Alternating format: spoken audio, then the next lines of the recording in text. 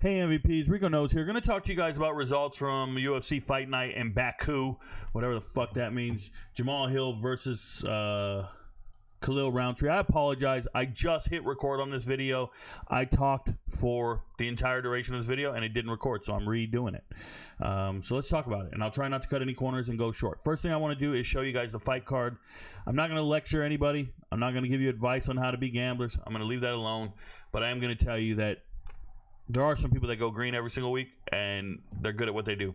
And there's other people, they don't diversify enough, and it looks really red, and it's unfortunate. So on the particular fight card, we went 8-3 on the money line, picking straights across. Please use that to your advantage. Props, we went undefeated, 4-0. Parlays, we only hit 1 out of the 5. Parlays are hitting at 37% on the year. Why you do them every single week, I'll never know. That's your business, but I can just tell you that when I tell you a lock is hitting at 73 or a lean is hitting at 68, sounds like two things I want to straight bet, but some of you guys want to hit a lottery ticket and win. That's your business. All right. One thing I will say about this fight card is we missed 2 locks. Last time we missed 2 locks was in London, and we've only missed 2 locks twice all year. We actually missed 4 locks that night, just so you know. So in 20 fight cards, it's happened to us twice, meaning 10% of the time that'll happen. We are positive and green on 80% of our cards, including today. 80% we get right when picking fighters. 80%. Please use that to your advantage. Please do what you can do with that. But let's go talk about these fights, and let's talk about each individual fighter, because that's what we're here to do. All right, first things first. In the first fight of the night, Hamdi, Abdul, Wahhab, he loses his first fight ever, and he lost to Muhammad Usman, who's not a good fighter. I knew Muhammad Usman was winning this fight, and I told you take it by points, or that the fight was going to go to points. I put it out there on the card, and the reason for this is simple. Hamdi has no cardio whatsoever, but he is a big, strong guy. So I knew that he's good for about 1 round, and then it's nothing. He's actually good for about a minute and a half, and then he's got nothing left, and they're going to nullify one another, get no takedowns. It's just going to be a kickboxing match of some sort. It's going to look weird, and this Usman guy is going to eventually win the fight, and he did, so I got it right. Let's talk about it, though. Plus 140, Usman does not react well to damage, flails his arms. He's like a cartoon character slipping on a banana peel. It's bad visuals. This is not a natural fighter at all. He's been in the gym. He's lifted every single weight. He's got every single tattoo in the world, so he looks tough, but he's not tough. He was crying in the locker room after winning this fight because he couldn't believe he actually found his way back to the win column. But more importantly, he's not tough. Don't you forget it. There's no way he's digging deep to win a fight. He's doing nothing tough. He's he's a very big and muscular guy. But I promise you, the way he actually scraps is not something you want to believe in. Hamdi, on the other hand, once a cheater, always a cheater. So I'm not getting down with Hamdi. Hamdi used steroids not too long ago, came off of a 2-year layoff, saw him in his first fight, did not believe in him. Vegas believes in him heavy. They make the odds heavy on him, and I don't think he's a good fighter. He's got wrestling acumen, wrestling accolades. He competed in the Olympics in 2016 in Brazil. Cool, bro. You go out there and you don't do anything Olympic level. You don't look like an Olympic level athlete. You look like a dude who eats a lot and owns 3 kebabs in Manhattan, and you got a hairy chest and back. Congratulations. I don't believe in you. Shout out to Hamdi. We'll fade him every time we see him. No cardio whatsoever. Next fight was Tigarbek versus Azat Maxim. This was a competitive fight. I told you Tigir was going to win this fight, and it was a lock. The odds were horrendous. They should not have been like this.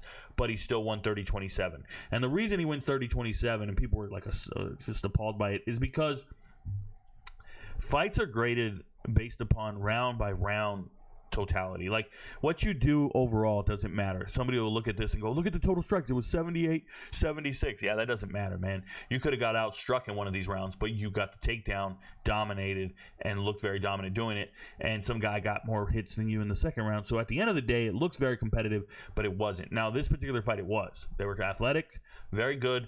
It's just Tigir's a step ahead of Azat. And I think the reality of this is Azat Maxim is a big fish in a little pond.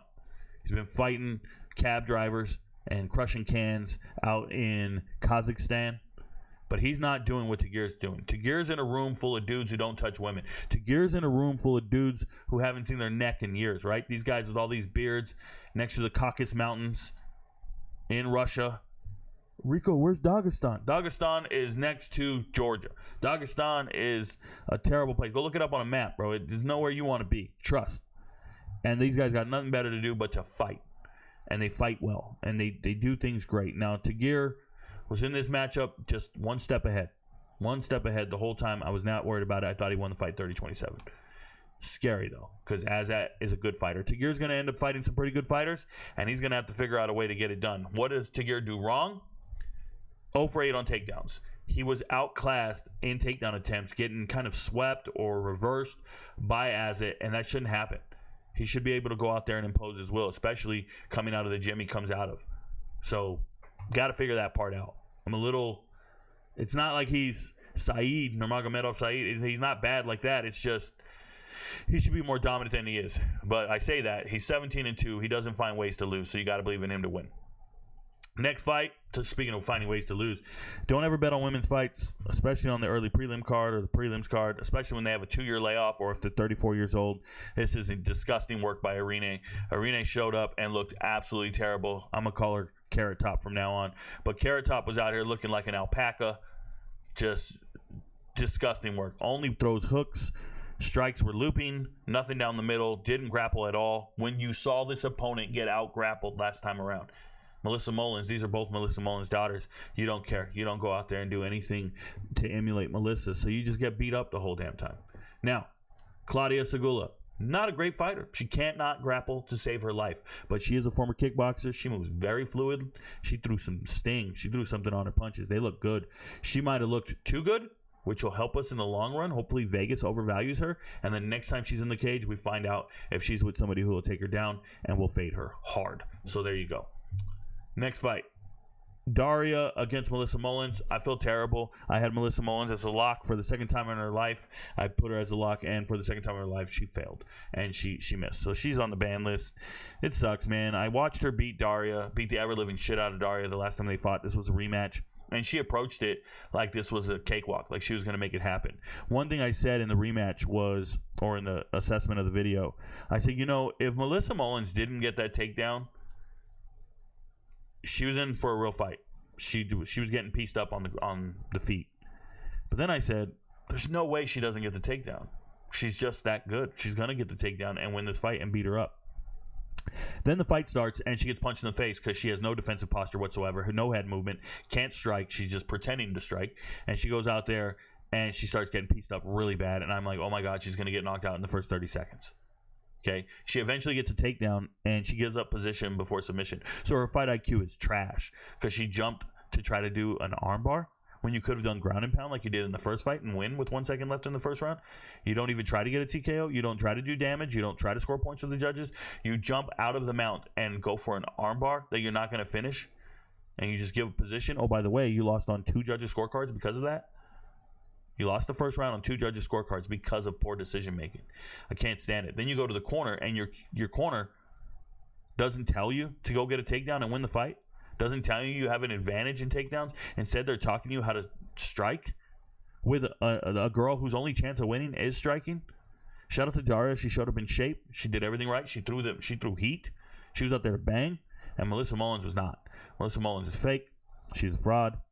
And Daria at least has that dog in her, but I wouldn't trust either one of these women. I wouldn't put any hard-earned money on them, and it's terrible, man. I feel bad for the parlays that missed on that. I feel bad for the MVPs who believed in that lock.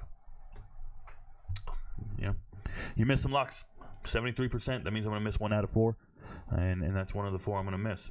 And then we have Ishmail Norad versus Jungyong Park. I felt great getting this one right. Just a really good assessment here. Jungyong Park, I told you, he's one of the bigger Asian fighters you're going to see out there. He is not like all the other Asian fighters. He's got a chin. He's strong. He's tough. And he's got that dog in him. And then you look at a guy like Ishmael Norad, doesn't have the cardio to keep fighting like that. So he came out crisp, throwing them things, looking great. The strikes are there. And this is another one of those cases where you see it's 3 rounds, and the strikes look even. Significant strikes look even. It's not even close. There was a 2-point deduction for an illegal blow. He also had 2 eye pokes and an illegal knee while on the ground. I don't care about none of that. He was not beating Park. Park put the work on him. The Iron Turtle took this man's lunch money. He was gasping for air. He was exhausted. He was easily taken down in the 2nd and 3rd round, getting on his back, getting rear naked posture, not really the choke, and then just smashing this man. That was a literal ass whooping right there. It felt good. Shout out to me for getting it right. Shout out to the MVPs who didn't crash out and leave. You know, when you guys miss, it sucks. But don't crash out and leave, man. And stick around and win. Stick around and hit. We just hit 5 fights in a row on the main card. You can't win money if you're not there. If you don't bet it, I don't know what to tell you. Shout out to us. Shevchenko versus Oon Elliot. This is my second lock miss on the card. That doesn't happen to me all that often. Like I said, 10% of the time it's happened twice this year. It hurts. It sucks. I love Oon Elliot. He's a really good fighter. He did everything right in this fight. He fought fundamentally on point, and it did not matter. This boy Ko is a beast. He is a grown man. He can grapple. He can wrestle. They call him the Korean Tyson. He punches hard. He's just strong as shit. No matter what Oon Elliot did, he beat him to the punch. And I mean in every which way. Scrambles, wrestling, everything. This man, Ko, is nice with it. I really was impressed with Ko. Moving forward, Vegas better respect him because we will. We're going to see what happens there. But Oon Elliot was such a good fighter and didn't stand a chance in this fight. He got ragdolled. This was not a close fight. 30-27 and it wasn't that close. 30-27 and it wasn't that close. It hurts. Ko was out there. Ko's a world-class wrestler, bro. He is a world-class wrestler. I'm watching him win exchanges against the cage without getting the underhooks. He's on overhooks, which is fundamentally wrong. But he's able to control posture because he's a world-class judo practitioner. He's a judoka, and nobody knows about it. They're not talking about it. But I can see it. It's not in anywhere in his accolades, but I'm watching him in the cage. That dude's a black belt in judo. I don't know if he got a belt. I don't know if he went to gyms and got one. But in the cage, he's doing black belt judo. It's real. And he's amazing. Very impressed by Ko. Hate learning about great fighters in that moment. I hate it.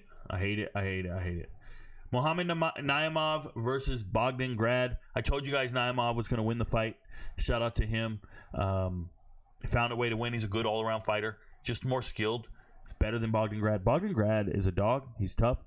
No head movement, no fluidity, dexterity of a rhino. Going to go out there and get beat up. Now, when he started the fight, he moved pretty well. He was pushing pretty hard. But once he got tired and you saw that fatigue settle in, you saw the Bogden Grat of old, which is a dude who's just going to move forward, get takedowns, and try to make it ugly and smash. Unfortunately for him, it wasn't enough to win the fight. He's still a dog. He's still tough. He's still got great cardio. He's going to fight for 15 minutes. So you got to believe in him from that regard. But he's always going to be an underdog because there's a skill gap there. He's one of the least skilled fighters in the UFC. He has one skill, and it's cardio and it's heart. But he's got no real fighting acumen. I saw a bunch of spinning back kicks and all kinds of other shit, but it doesn't matter. Like, none of it's landing. None of it's hitting. So you might look good shadow boxing, but when it comes to being in the cage, there's a limitation there. Shout out to Bogden Grat. He's tough as nails. Going to give it all he's got, but Muhammad Naimov's not losing that fight. Got it right. Speaking of getting it right, this was the fight of the night. I told you these odds shouldn't be like this. I don't like them. Massive odds for Nazim Sidokov to be the favorite here. I just don't get it because there's a chance for him to get knocked out. Nicholas Mota is going to throw them things. Nicholas Mota lost for the 6th time in his career. All 6 are by knockout, so if you're ever going to bet him to lose, just know he's going out on his sword. Dude's not going to protect his jawline. He's going to throw them things and bang. This was the fight of the year. Please, if you want to go back and watch it, find it. This was the fight of the year, fight of the year, fight of the year. These guys came out and threw everything. Nicholas Mota landed, I said 75 significant strikes. He landed 75 strikes in a row. He only landed 76 in the fight, so maybe it was like 50 in a row. But he landed an incredible combo forever. And Nazim Sidokov looked great in his defensive posture, high guard, protecting himself, and then fighting back. And once he saw the opening, he went for the kill. That dude's a beast. The odds, they're going to make you pay for him. It's going to be tough. But Nicholas Mota is still a scrapper. He's still great. He's always going to fight back. If Dana White doesn't give them $100,000 each, I don't know what he's doing. Great fight. Called it. I called a knockout. We got plus 125 odds on that. If they're going to keep giving odds like on Nazim Sidokov like that, where they give him these wide odds, you got to go and get surgical and go 125. Next fight, Topofi was in his debut. Topofi is whatever, right? He's a regional fighter. In Risen and Bellator, he went 1-1. In Risen, he went 2-0. I don't give a shit what fight community he's with. I don't believe in these other fight leagues when they come to the UFC. I think you got to come to the early prelims and show out and prove to me that you're a real fighter. Instead, they go and get this guy who's got 28 career fights or 27 at the time, and they tell me he's a knockout artist and he's going to come out here and beat up Mike Tech Orbal. And I just look at everybody going, what are you talking about? Orbal is only a minus 160 favorite. It was 190 pre-fight, but 160 on FanDuel. What are you talking about? Orbal is a world-class fighter. This is the one place to put all your money. I talked about this in the video. In my assessment on this fight, I'm losing my mind with enthusiasm, belief, and I don't understand why the books are the way they are. I'm on Orbal heavy, is what I tell you, MVPs. I love Orbal. I'm on Orbal heavy. I believe in him. And Orbal did exactly what I expected him to do. That dude is a machine. He is a foot soldier. He is a stormtrooper. He is a robot. He is everything you're looking for. That is RoboCop. He doesn't have any feelings. He doesn't even speak. I don't know what language he speaks, but only 3 people in the world know it, and it's him in his fucking corner. Because that dude went out there and did exactly what a cyborg does. He got a takedown, another takedown, and a Kimura in the first round, which is absurd in the UFC. That should not be happening. And the only reason that happened is because Topofi is not a UFC caliber fighter. Period. So we hit it hard. We hit it big. I hope MVPs believed in it. Shout out to my tech Orbal. Next fight, Curtis Blades against Ruslan Kuniev. I hate Kuniev. I don't like cheaters. Shout out to Russia. I got beef with you too. We've been in Cold War with you my whole life that I've been alive. But Ruslan fought a good fight. He did well. He went out there. He had cardio. He was able to fight into the third round. He tried his best. I don't think he's a great fighter, but he is fighting one of the best fighters on the planet Earth at heavyweight, supposedly. And he wasn't able to impose his will and get the fight where he needed to. That being said, I don't think Curtis Blades won this fight. I'm glad Curtis Blades won this fight. I'll take it. But I don't think he won this fight. Curtis Blades is washed. Curtis Blades probably had the worst performance on this entire card when it comes to proving you still got it. Right? It's okay. Some of these guys lost in the first round. Some of these guys got knocked out. But when we look at certain individuals who are coming into this fight card to prove to me that we can still believe in them, Curtis Blades is probably the second worst fighter on this card. Number 1 being Jamahal Hill. So Curtis Blades, yes, he's 19-5. He's a good fighter, I guess. He's a good heavyweight fighter. I saw nothing in this fight that warrants me believing in him at all. He said he had to change the game plan mid-fight because he tore his MCL mid-fight. I don't know if he has a doctor. I don't know if that happened in the back and he just knows. How do you know it's your MCL, not your PCL or your ACL? I don't know. Maybe this is Dr. Curtis Blades and he knows what's wrong with him. I think it's absolutely ridiculous. Shout out to Curtis Blades. I'll never believe in that dude in a million years. But he found a way to win. Just trash. Trash. Next fight, co-main event, Rafael Faze versus Ignacio Bahamondes. I got this right. I told you I'm taking the underdog. I'm taking Rafael Faze. And why did I believe in it? Well, because, number one, shout out to Ignacio. I think he's a tremendous fighter. I love everything about Ignacio. He always comes to scrap. He always comes to fight. One of the things he does well when he's fighting is he hits you from awkward angles. He fights well in an unconventional way. And so when you watch all his highlights from the previous fights, or you go back and watch the fights again, you're going to see a guy who just is creative and he's getting crafty. And it's kind of like a dude, I don't know. Let me try to describe this. It's like a guy on a BMX bike doing a bunch of tricks. You ever seen a dude on a BMX bike doing a bunch of tricks? That's pretty cool. But I don't think that's going to win you the X Games, or I don't think that's going to win you a race. I don't think that's going to win you the Tour de France. You just have good balance. You do some neat tricks on your bike, but you're not using the bike properly. And when you look at people who are using the bikes properly, you're looking at Rafael Faze. He's more efficient. He's more precise, more traditional, just better skilled. And it's unfortunate because you want to cheer for somebody like Ignacio as he moves up the ranks and you want to believe in him. But then when he gets to the upper echelon of fighter, you go, he's missing the right technique. I can't believe in him. Okay? I can't. I want to, but I can't. And in this particular case, I was right. Rafael Faze is too technical, too proficient, too professional, and he knows exactly what he's doing. And he's able to go out there and impose his will. Now, Faze's a low output guy for me. I don't like it. He's a low volume guy. Although he landed more strikes in this fight, he's still a low volume guy for me. For somebody that skilled, I think he fights afraid of cardio. I don't believe in Faze in 5-round fights. 3-round fights, for sure. He's going to win the first 2 rounds. Look crisp and clean. He's very hard to hit. He was out there doing the Matrix. He was doing the Fat Joe, lean back. He was doing a lot of good stuff out there, defending against strikes and looked well. But I don't know where you go from here because you got to fight some real dogs moving forward. If you're at the upper echelon like that, you're either fighting these young kids coming up the way you just fought Ignacio, or you got to fight the dogs of the division. And I don't think he wants any part of the people at the top of the division at all. I don't think he matches up well because a lot of them got wrestling bases and cardio base. But in this particular fight, I knew Faze would go out there. It's a glorifying sparring match, if you will, and he outclassed him and cleaned it out. Good stuff. Shout out to Faze. Next fight, Jamahal Hill and Khalil Rountree in the main event. Jamahal Hill's washed. He sucks. Can't believe in him. And Khalil Rountree fought smart. He's proved that he belongs in the upper echelon. He's there. All that other stuff. Jamahal Hill, this was a coin flip fight. Told you don't parlay it whatsoever. And some of you did because you are just bad gamblers. But Jamahal Hill sucks, man. Jamahal Hill is a casual. He's a casual MMA fighter. He doesn't do anything professional. I'm serious. He casually does this thing. And you can just tell. He took off his shirt in preparation for the fight. He took off his shirt, and the first thing Kim yelled out from the loft was, "This guy's a professional fighter. You look better than him with your shirt off." He casually works out, bro. He's not real. They tell you these stories about how he used to run to the gym 5 miles each way and then train all day and then run 5 miles back. Yeah, he probably did do that. But now he drives. Now he drives in a Camry. And he's just not it. Not a professional.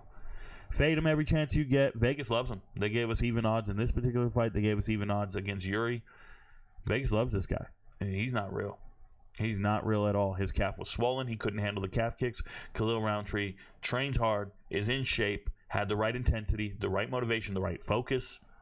Come on, man. Jamahal Hill's trying to talk shit to this guy after the fight.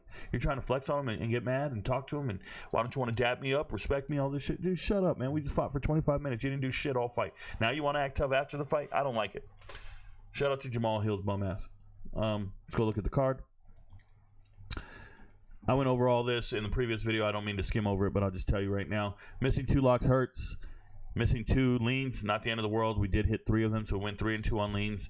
Shout out to the locks. We ended up going 3-2, or 3 out of 5, 3-2.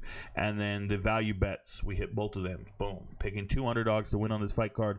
Pretty impressive getting them right. Unfortunately, 6 total underdogs found a way to win on this fight card, which is very rare in the UFC, but it happened. You got to try to pick the right underdogs every single night, and we didn't.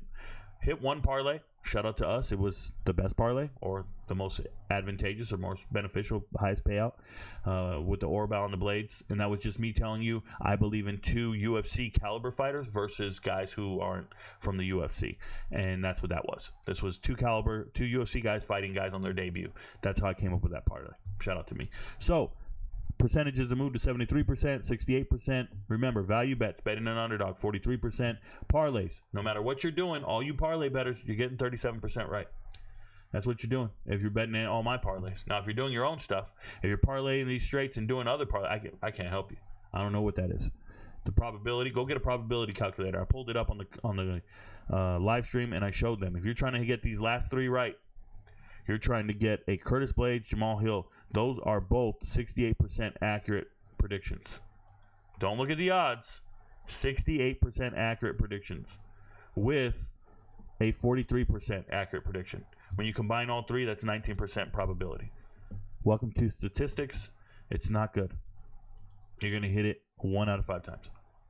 20%. That's not good. All right? I hit them 37% of the time. You're going to do a parlay of your own. You're going to hit it 19% of the time. It's according to math. My probability of hitting these is actually better than math would tell you it's going to take place. We're actually in the green there if we're above the 19%. Anyways, back to this. Parlay, props. These are props. We only had 1. Ulanbekov, no chance. And then we had a prelim lock parlay.